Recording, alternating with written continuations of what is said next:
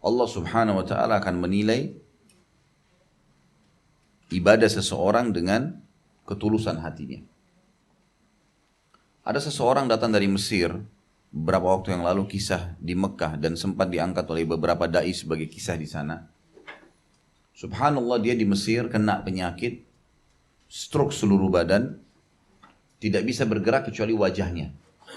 Dia cuma bisa mengucapkan kata-kata, seluruh tubuh yang lain itu ya, terikat. Stroke maksud saya. Bertahun-tahun diobatin tidak pernah bisa. Orang ini cuma bisa menangis di atas ranjangnya. Dan cuma bisa mengucapkan kata-kata beristighfar kepada Allah subhanahu wa ta'ala. Karena dia dulu memang punya banyak dosa.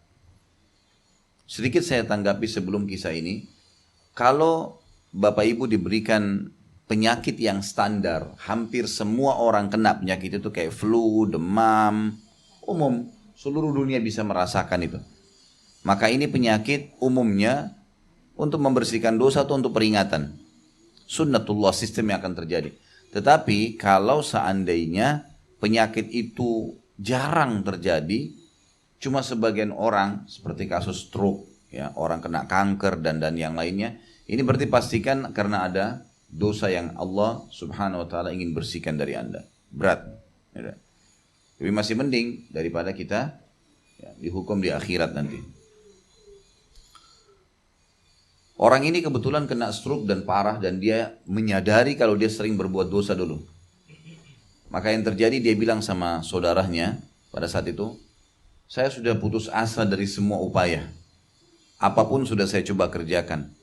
Dan saya merasa diri saya berbuat dosa. Satu-satunya yang belum saya kerjakan adalah saya ingin sekali dibawa berangkat ke Mekah. Saya ingin langsung berdoa di depan rumahnya Allah. Maka saudaranya bilang, biaya ada, tapi bagaimana caranya dalam kondisi stroke seperti ini dibawa? Nggak mungkin gitu. Kecuali memang butuh ekstra tenaga lagi. Dia bilang, saya mohon itu saja, berikan kepada saya itu. Maka dia pun pergi ke sana. Dalam kisahnya dikatakan, kemudian dipakaikan ihram dalam kondisi terbaring. Belum pernah ada orang tawaf sambil berbaring, gitu kan. Baru orang ini kemungkinan. Biasanya pun kalau ada orang pakai kursi roda, ini karena nggak bisa bergerak, harus lurus badannya sambil berbaring. Lalu dia mohon kepada penjaga-penjaga masjid, disampaikan kalau orang ini betul-betul sakit parah sudah bertahun-tahun, mohon diizinkan untuk tawaf dengan ya, tempat tidurnya ada roda yang biasa dibawa di rumah sakit. Akhirnya setelah melobi dan diizinkanlah, sampai dia diletakkan di dekat Ka'bah. Dia bilang, lalu orang ini teriak dengan suara keras, Allahu Akbar, ya, dengan keyakinan dalam hati. Dia mengatakan, ya Allah, sebagaimana engkau telah menjanjikan dalam kitabmu, maka aku telah datang ke tempatmu dalam kondisi seperti ini, dan aku akan memohon kepadamu. Dan aku bersumpah atas namamu, ya Allah, keluarkan aku dari rumahmu ini dalam kondisi aku sembuh, atau aku diantar ke kuburan, meninggal dunia. Dia ulangin terus kata-katanya, dia bilang. Ya, sampai orang-orang yang membawanya terharu. Dia sambil nangis, dia nangis, dia mohon, ya Allah, keluarkan aku dari rumahmu dalam kondisi aku sembuh, atau antarkan aku ke kuburan, matikan saja, karena sudah tidak mungkin hidup seperti ini menderita. Terus dia bersumpah atas nama Allah subhanahu wa ta'ala, sampai saking capeknya sampai orang ini tertidur, dan mereka berhenti tawaf sementara. Subhanallah, dikatakan dalam kisah ini, orang ini cerita, dia mimpi, dalam mimpinya dia dengar suara, wahai fulan, bangunlah, jalan. Dia mimpi begitu. Dalam kondisi mimpi terulang terus sampai 7, 8 kali, 10 kali kalimat itu di telinganya, sampai dia sadar. Waktu dia sadar, dia bilang, saya tidak tahu kenapa tiba-tiba saya berdiri dari tempat tidur itu, turun dari situ lalu saya tawaf.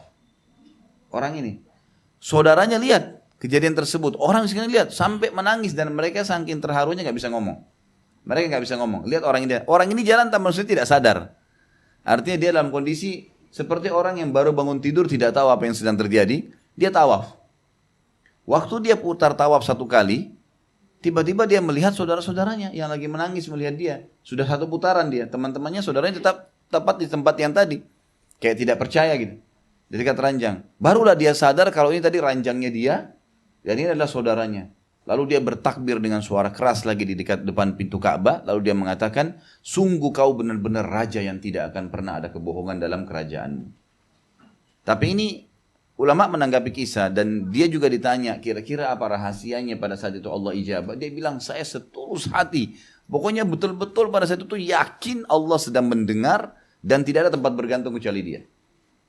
Makanya dalam hadis yang lain, Bapak Ibu sekalian, kalau ada Anda bertanya kepada saya, Ustaz, saya sudah sering berdoa tapi belum melihat ada hasilnya.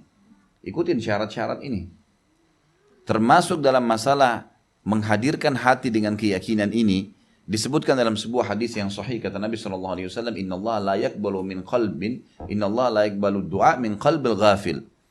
Allah tidak akan menerima doa dari hati yang lalai. Nggak mungkin. Cuma sekedar rutinitas, cuma ngomong, ya, cuma sekedar ya kebetulan, mungkin siapa tahu Allah terima. Hanya begitu saja, maka ini pastikan tidak ada ijabah. Tapi insya Allah kalau dia yakinkan dengan hatinya, betul-betul dia hadirkan fikirannya, hatinya di situ dia sampaikan curhat benar sama Allah, maka itu adalah salah satu syarat diterimanya doa.